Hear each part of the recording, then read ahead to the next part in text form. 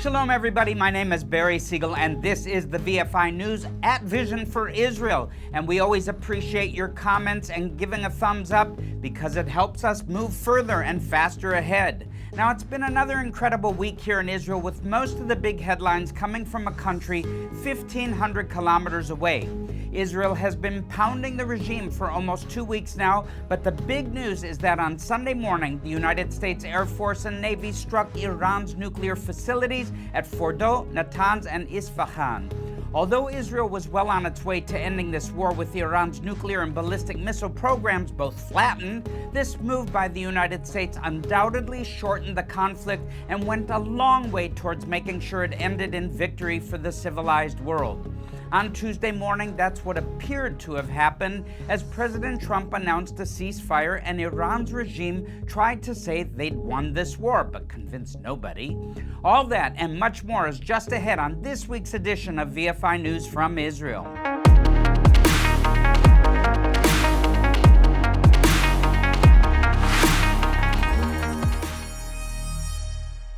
There's an old saying that goes like this: before I speak, I want to say something. I don't make use of this expression very often, but I feel compelled to now, so here goes.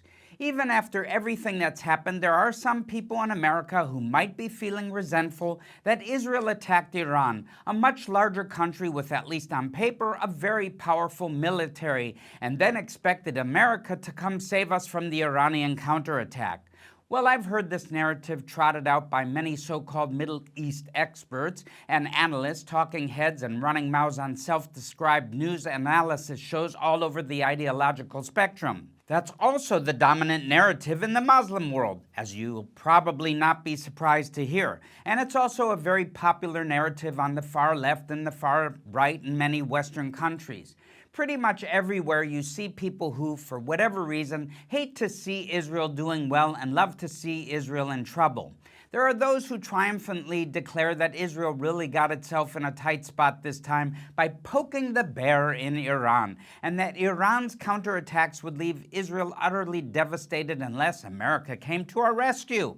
Before the Israeli opening strikes, which took out dozens of Iran's top military and IRGC commanders, much of their ballistic missile launch capacity, and almost their entire air defense network in the first blow, that narrative might almost have made sense. But starting with that opening attack and every day since then, this narrative of Iran overpowering Israel or even causing severe damage to us so that we desperately needed the Americans to save us has gotten more and more silly. On Tuesday morning, when the ceasefire began, it was time to finally put this ridiculous fairy tale to rest once and for all. It's true that around 10% of the ballistic missiles Iran has fired at Israel have managed to penetrate the air defense system highlighted by the Arrow 3, and those missile strikes have caused terrible damage to our civilian neighborhoods and cities. Now, 28 people have lost their lives, including the 5 who were in a residential building in Beersheba that got hit by a missile on Tuesday morning, just minutes before the ceasefire began. Hundreds more have been wounded, and thousands have been made homeless after their living space was destroyed or damaged by missile impacts. According to the National Insurance Institute, more than 4 billion shekels worth of property damage has been sustained, and that number will rise soon. If this ceasefire doesn't hold, more Iranian missiles might be fired at us in the coming days and weeks, and more damage might be suffered. But friends, please hear me. That is not going to cause Israel's defeat.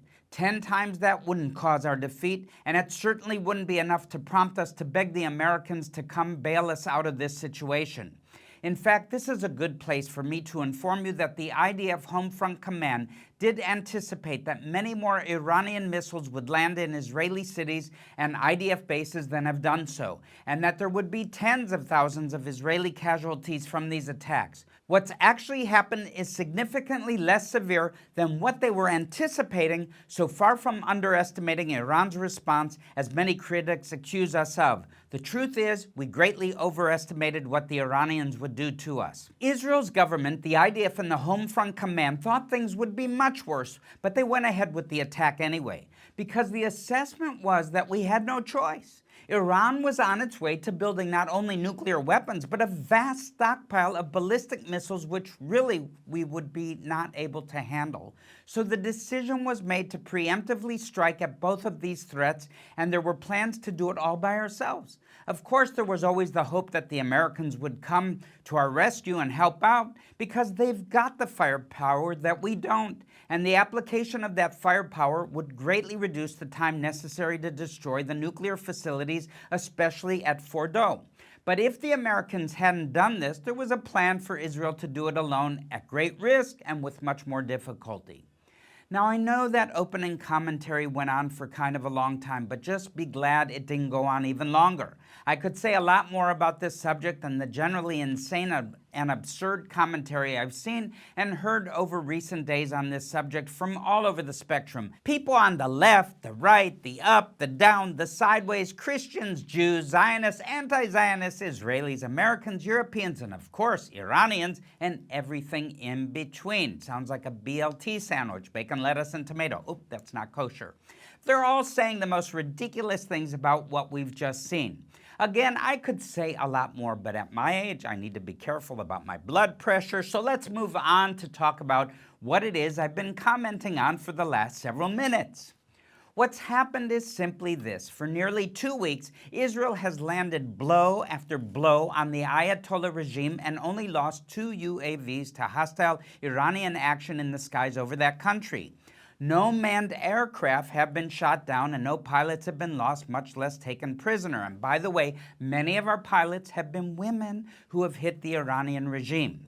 There were some reports that said Iran shot down several Israeli planes and captured the crew, including female pilots, but they're not true. The truth is that the Israeli Air Force has established complete air supremacy in the skies over western Iran and has also flown strike missions even far into eastern Iran near the border with Pakistan. They've completely demolished Iran's offensive capabilities, even in my view, wasting ammunition on obsolete old fighter aircraft and attack helicopters which were no threat to Israel's modern air force.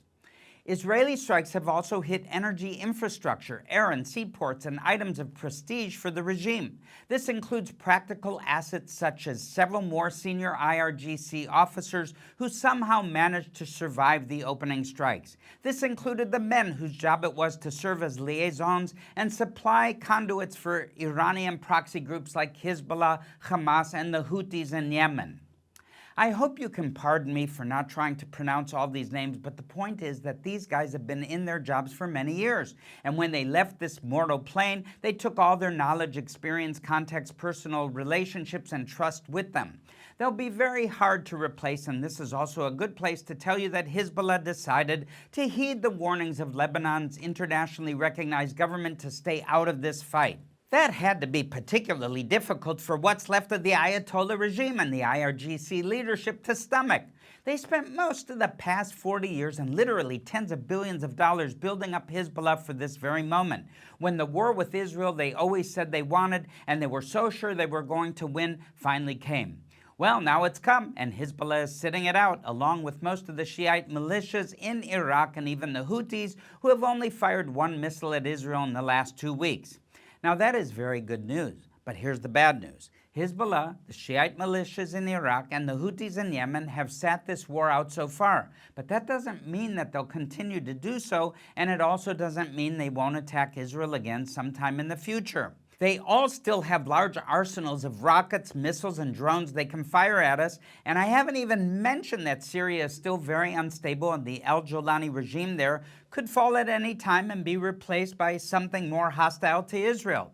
On that note, it is my sad duty to have to tell you that this past week there was a suicide bomb attack on a church in Damascus which left 30 people dead and many more wounded.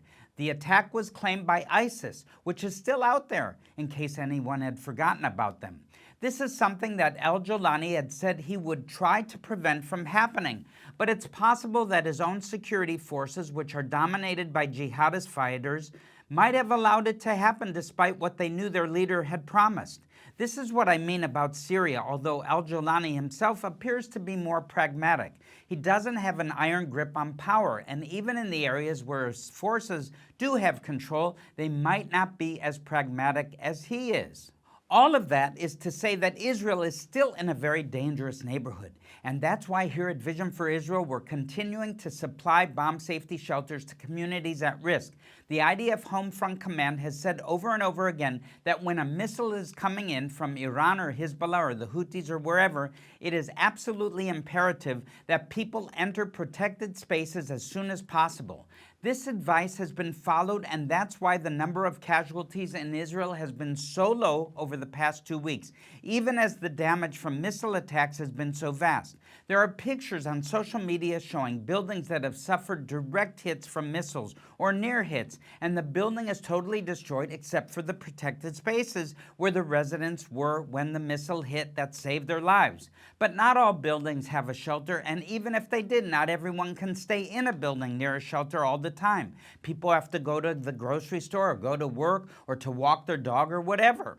When they're out walking around, a siren could sound and they could have a few seconds only to get to a shelter. And that's where the portable safety shelters come in. So please watch this short video about this vitally important VFI project.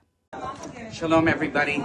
So we're here in Bat Yam, where one missile did all this damage that you see all around me. An 800-meter field of debris and destruction due to one Iranian missile that fell just days ago here. 9 people are confirmed dead. Who knows how many are actually wounded and seriously wounded. But look at just the destruction behind and all around. And here is why a bomb shelter in a building is so important. Follow me.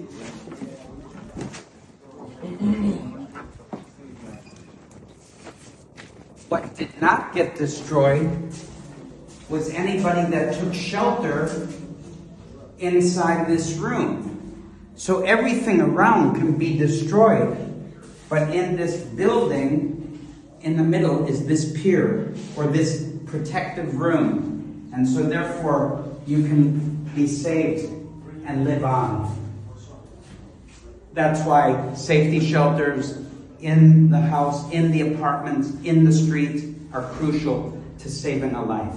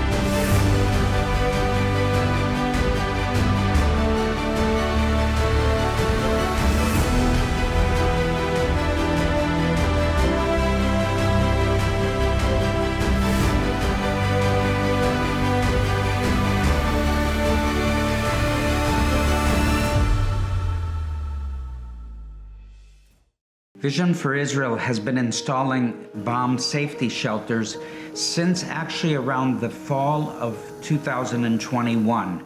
During that year, there was a barrage of rockets that came into southern Israel, particularly by the terrorist group known as Hamas, and Israel had to find a way further in order to protect its citizens, its residents across the southern part of Israel. And so we sprung into action. We felt like this was a project that we had a personal invitation to fulfill. And it's important because when these projectiles, these missiles, these rockets, whatever that is that's thrown at Israel by its enemies, there is not only the potential for somebody being killed killed instantly, but also there's tremendous collateral damage and people that get wounded even from shrapnel. And so if you place a safety shelter at a bus stop, or in front of a high school or community center or a kindergarten or any kind of facility that's publicly accessible, the people can run into these shelters. The children can run and find safety in them and be protected from a rocket that lands and shrapnel is scattered, which could be mortally wounding people. So it gives not only a physical protection of security, but also an emotional sense of security that you know having a shelter that you can run to in the street, outside of a store, somewhere publicly accessible, not just in someone's home, but out in the open, gives a sense of security. And I always believe that it's important for us to refer to Scripture. In Psalm 91, the whole chapter talks about God providing us a shelter. And we have seen amazing deliverances from enemy rockets as a result. And now we've installed over 400 shelters across the southern and northern borders of Israel. And they weigh 30,000 kilos each, or that's 30 tons. And it's a lot of weight on rebar and concrete that's been specially mixed, and also with a special metal ramp that allows physically impaired people to be able to come up in a walker or a wheelchair on a moment's notice. In many of these areas, residents don't have any longer than between 5 seconds to maximum 45 seconds to get into a shelter to be protected. Welcome back, friends. Now I want to move on to the United States' entry into this conflict and what it almost immediately led to. At the end of last week's report, I said that all eyes were on United States President Donald Trump as he weighed the options for committing U.S. forces to battle against Iran's nuclear program. Last Thursday, the word came down that he had decided to make a final decision in the next 2 weeks. Many people heard that and decided that he meant he'd wait 2 weeks for Iran to take advantage of the diplomatic overtures being made by the Europeans, the UN, and Gulf Arab countries such as Saudi Arabia and the United Arab Emirates. But over the next 24 hours, Iran's foreign ministry huffily declared that they had no plans to make any kind of compromise or meet anyone halfway. Basically, they gave the finger to the Western world. They seemed to think that they'd been given permission to carry on as they always have, lying through their teeth and making arrogant, blustery speeches and threats, but otherwise completely ignoring the United States' efforts to bring the nuclear issue to a peaceful and satisfactory conclusion. Then on Saturday morning, B-2 bombers took off from their bases in Missouri, that was probably Friday in the United States, with an official announcement that they were on their way to Guam. But the truth is, they weren't headed west, they were headed east. After a trip lasting more than a day in which they concluded several mid-air refuelings in order to stay airborne, they arrived in the skies over Syria, where they were joined by F-15, F-22, and F-35 fighter aircraft launched from U.S. bases in the region.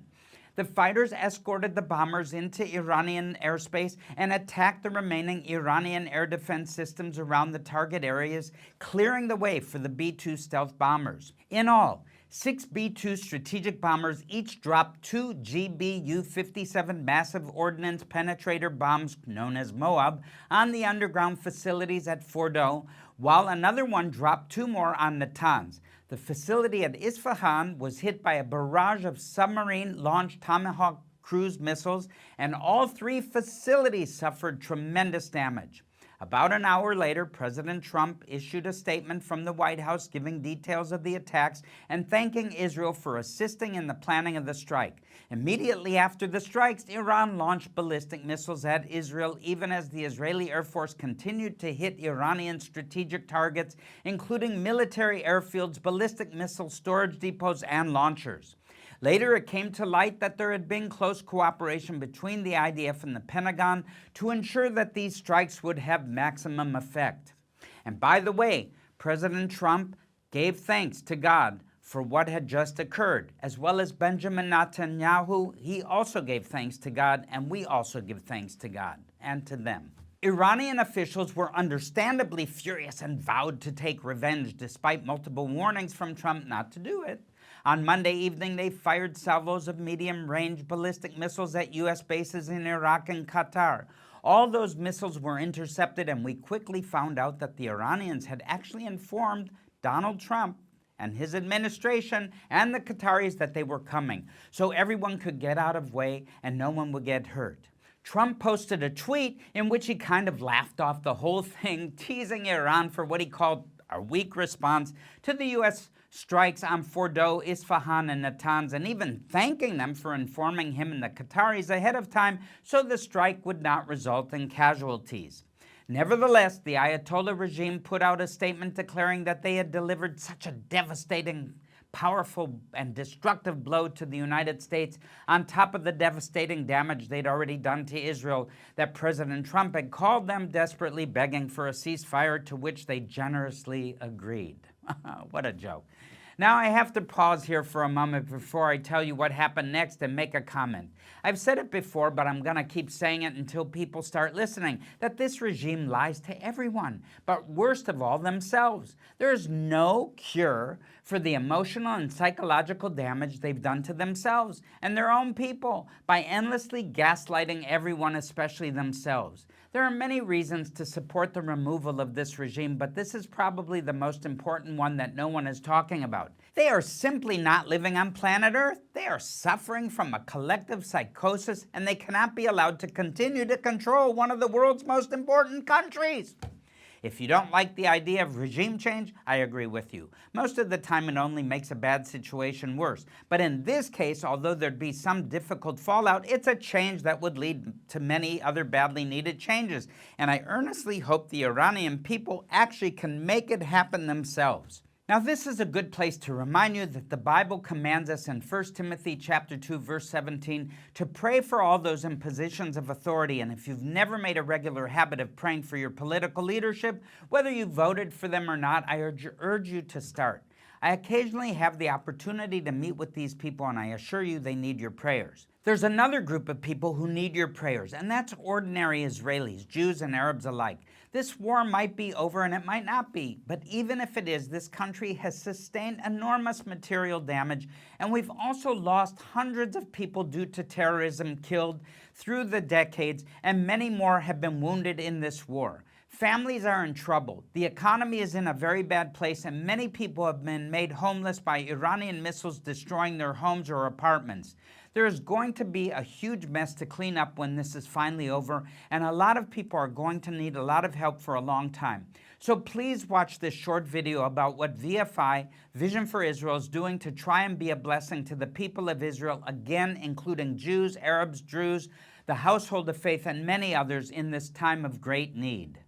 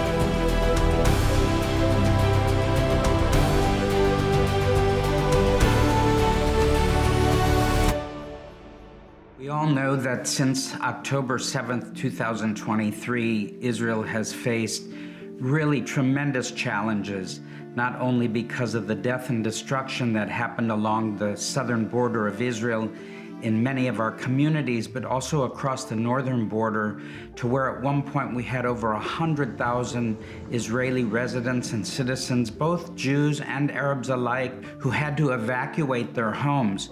So it's been a very multi-layered challenge in order to meet the needs of the people of Israel. And that's where Vision for Israel has come to the forefront, networking together across the country with as many others as possible in order to meet the needs of people. And this is all from both security concerns to safety concerns to welfare concerns to even to the children who have lost their education and schooling.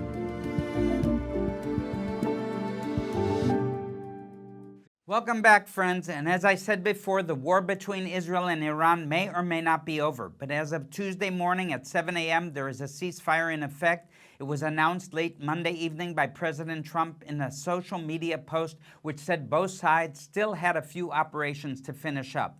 Those of us who had already gone to sleep found out about all this at 5:30 in the morning when the alert sounded on our phones, letting us know that missile launches from Iran towards Israel had been detected and we should get ready to enter our protected spaces. Most of us did just that, and over the next 90 minutes, we got more alerts of missile launches, and some of us heard interceptions and sadly also impacts. In Beersheba, a missile which had managed to evade the defense systems hit a residential building, killing 5 people and wounding many others, causing massive damage.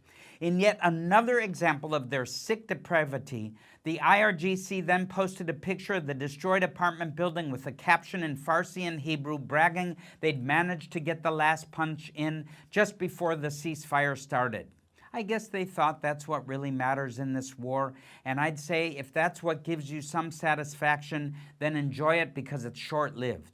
Here in Israel, we've got some much better things to take satisfaction in, like the fact that we're not you. Speaking of which, I have to circle back for a moment to talk about the subject of regime change in Iran because in a very real way it's already happening. The supreme leader, Ayatollah Ali Khamenei, is 86 years old and in poor health, so one way or the other he's not going to be in the picture for much longer. He has reportedly appointed 3 of his deputies, probably included at least one of his sons, to replace him in the event of his death. But the mechanism the regime's internal laws say is needed for a new supreme leader to be picked among potential candidates has almost completely broken down, and at this point, there's not much of a regime for the next supreme leader to take control over. Beyond that, most of the old guard from the IRGC have already been assassinated, and they were the ones who would have been most likely to take over the country and establish some kind of military dictatorship if the clerical regime loses control. In other words, Iran might be about to become a failed state with a population of around 90 million people. Imagine that, and Israel is about 9.8 million people. Well, a large percentage of Iran's proven energy reserves and in the middle of one of its most volatile regions. This is a very bad situation for everyone, but on the other hand, once again, the continued existence of this regime is also very bad for everyone. So I guess we all have to try and figure that out. The idea of bringing back the Pahlavi dynasty to rule Iran seems like wishful thinking to me. Most of Iran's population was born after the fall of the Shah in 1979. They have no reason to be loyal to the Shah's son, and even if they did, the Shah's son has no experience running anything, much less a country of 90 million people. So we'll have to wait and see. So friends, I always try to end these reports with some good news, and here it is. At the conclusion for now of Operation Rising Lion, roar, I can confidently say that Israel is in much better shape than it was 2 weeks ago, despite the deaths, injuries, and the damage we've sustained. The threat Iran posed to Israel from its nuclear program, its ballistic missile program, its support for terrorist groups, and its malign influence on regional dynamics has been massively degraded. On that note, I think it's likely that Hamas will now feel compelled to agree to a ceasefire that includes the release of the remaining hostages, which is all Israel still wants from them at this point. And so this, the longest war Israel has ever fought, might soon be over, and there are reasons to hope it'll be the last one for a very long time. So until next week, I'm Barry Seigel, and this has been another edition of VFI News from Israel. God bless you, and shalom.